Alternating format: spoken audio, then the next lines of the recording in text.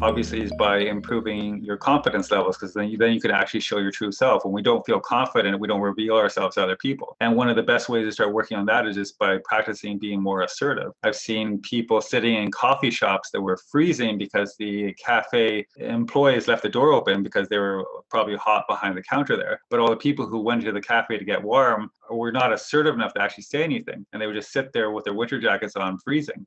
So this is a good opportunity, and there's many other opportunities in public like this as well, where you can go assert yourself by politely going and asking to close the door. It's very easy. Being easy and actually doing it or not doing it are two very different things. Things can be easy, and if you don't do it, it has no value. So you have to start working by being more assertive, by speaking about what you want, asking for what you want, and going after what you want. These different qualities will come across much more attractive to women than the guys who are generally passive and won't say what they actually mean and won't ask for what they actually want and won't go after it, and end up turning women off because women see them as insecure and passive.